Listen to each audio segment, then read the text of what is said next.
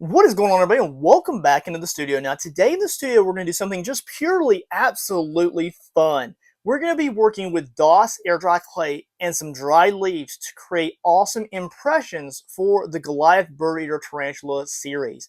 Now, if you've been keeping up with the series, we've taken it so far, but we want to make sure that we don't include any organics because this one is actually going to be shipped internationally.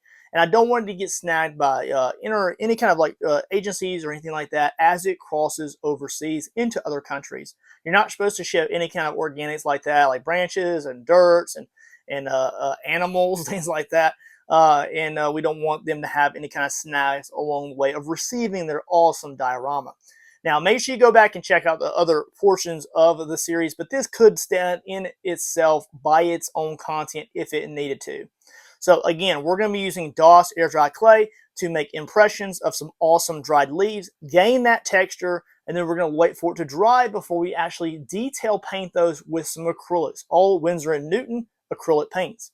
We will also be going ahead and applying a few of those to the actual diorama itself before we do the water feature pour or anything like that, which will be videos released over the next few weeks. So if you're catching this and at the very end and you see that new video pop up, make sure you click it and you can see the next piece of content that we've created for this awesome series.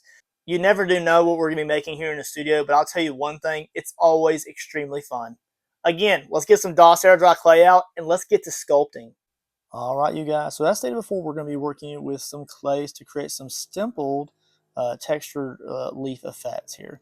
Now these are all for a diorama, and we are beginning the process with these really dried out leaves. I've had these for a very long time, and I have purified them in the oven with low levels of heat for an extended amount of time, so that way they're just pure of impurities and things like that, like any pest or any kind of just nasty critters or anything like that. So we are using DOS air dry clay to create these, but you can use any real air dry clay if you want to. You can use even oven baked clay, but a lot of times oven baked clay is a little bit more firm, and these dried leaves just aren't really great for surviving that process. I'm not saying you can't, but the air dry clays just tend to be a little bit more soft and supple, and they're easier to take on the shape of the leaf that you're imprinting onto it. Now, technically, this is called impressioning into the clay. So, it's impressions of the item that you're pushing down onto the clay. So, we're just going to make thin, kind of copies of the leaves, but they will be slightly thicker than the actual leaves themselves because we want to have a little bit of durability. So, will they be exactly as thin as these leaves? No, they will not. But they will have a lot of detail, and they'll look great when they're painted up. Now, I'm not going to talk through this entire process, you guys. I will pop in every so often and just kind of give you a brief description of what we got going on and some of the detail work. So as we kind of sculpt out this process here, just remember I'm going to grab different layers of clay here, and we're going to kind of flatten it out with my hands, with my gloved hands, onto this piece of parchment paper. I'm going to cut the exterior of the edges a little bit and taper them just so they have like a little fine taper, like feathered edge. And then we'll go ahead and impression the leaves however we do see fit. We may curve a few of these little pieces here and there just to create different shapes and textures to use on the actual Goliath Birdeater diorama, and that is what I am making these for this round. When you do cut it with the X-Acto knife, it is super simple to cut it, and you can just apply that to the clay block so you can just reuse that again. Even if it gets a little dirt in it, it's really not contaminated in any way. You can just use it again. So use your finger right there, just kind of taper the edge of it, feather it a little bit, and you can always apply the stippling texture with the leaf if you need to again. So sit back and enjoy, guys. We'll pull out new clay ever so often, and we'll get a lot of these impressioned out with the textures that we have of these dried leaves.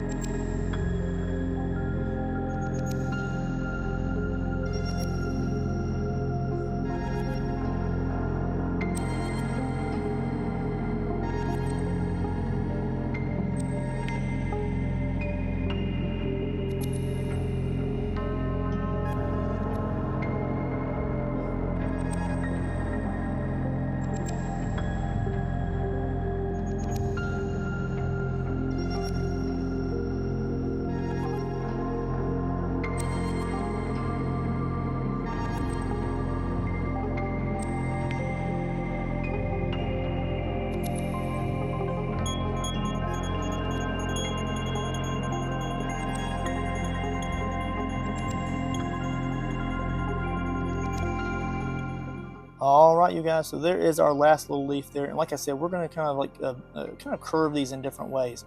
Now these are DOS air dry clay, so we're just going to sit these off on the silicone workstation here where I am sitting, and they're just going to dry overnight. Now I did decide to curve a few of those leaves just to give them more of a realistic type of look, and those kind of just are leaned up against the log that we have already sculpted out of Sculpt Original. Now we're going to go ahead and roll into painting these, and we're just going to use basic acrylics with a little bit of water to kind of give these amazing washes and base coats. But it's very simplistic overall, and you can paint these a lot of different ways, however you decide to, but I'm going to show you mine. I have a lot of different sizes here. Now we're going to use a few of those little ones actually in the water feature itself, so they'll be sunken down in the epoxy resin. Some of the leaves took better impressions than the others, but we want just a variety. So here's what they're going to look like when we get all done with the painting process. Now some of the colors we're going to use for the painting is yellow ochre, we're going to use cadmium orange, raw sienna, a little bit of burnt umber, we're also going to use a little bit of crimson, as well as a pale olive. All of these are Winsor & Newton paints, and I absolutely love their paints until I'm sponsored by another paint brand, wink wink. So we're going to go ahead and begin this painting process. Now I honestly really do like the yellow ochre and the browns throughout this process, but of course all of the colors have their own versatility. Now the first name of the game is just to get kind of a good coat over the item. You only need to coat one side if you plan it just to be face up or kind of sunk down in some dirt textures or like flocking or anything like that.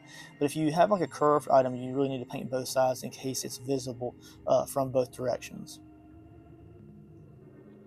So ever so often I have a few of these already coated in like a yellow ochre there. Let them dry for a few minutes as I paint another one, and then when we come in with a wash, just water and that existing burnt umber, it's going to really settle into all of those little nooks and crannies of the actual leaf texture from the imprinting process. Painting the edges, make sure that none of that bleached out clay is visible from the edges of that leaf texture there. And then we're going to leave it to dry. Make sure you need to leave a lot of that water kind of caked on there so it can just dry naturally. It will make a lot of the leaves look pretty wet at first, but as they kind of dry out, you'll see that they'll get really pale and like petrified looking, unless you decide to kind of clear coat them with something later. Using more of that raw sienna there, just kind of layer that in, and then we're going to mix the brown in with it immediately. Run your finger across it just to kind of get some of the paint off those high raised edges. And then we can also come in again later and do another wash on it. Throughout this process, we'll kind of switch up the colors, but in essence, you'll mainly want to paint out the base coat, let it dry for a little bit, and then we can come in with different colors of washes and browns, just kind of give different overall dingy texture over each leaf. So go ahead and sit back, guys, as we paint all of these awesome little leaves out to perfection.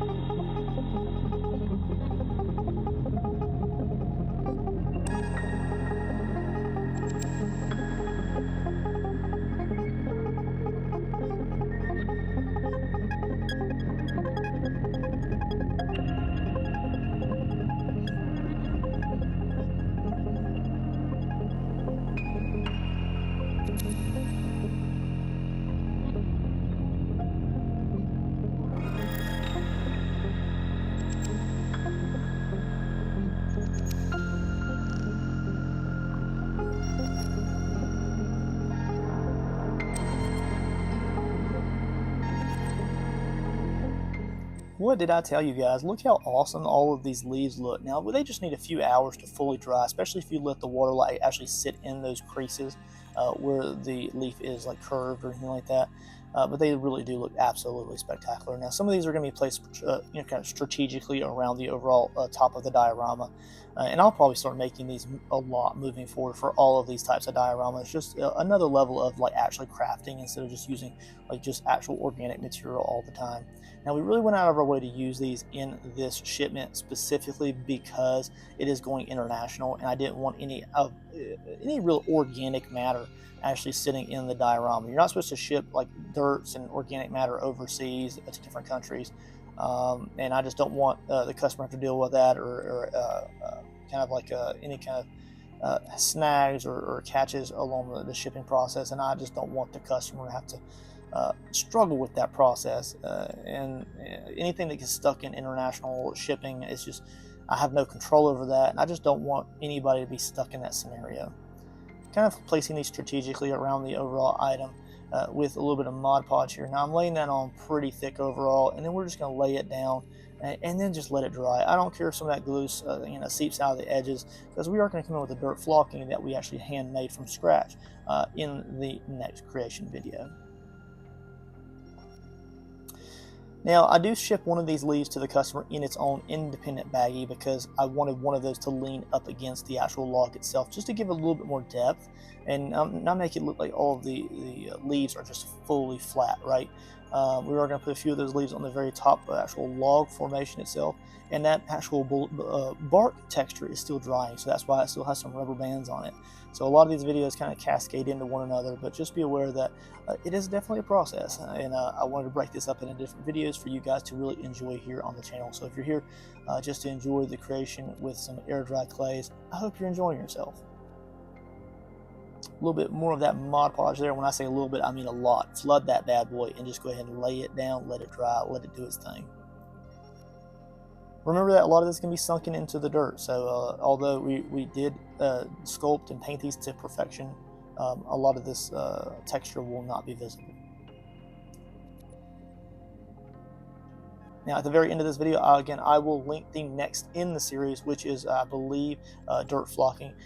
Look at that Mod Podge. That is a lot. Just laying that down there so that leaf looks like it's hanging out of the log itself. And we're actually going to include a wasp nest in that. Sorry, I saw a squirrel there and I had to talk about it.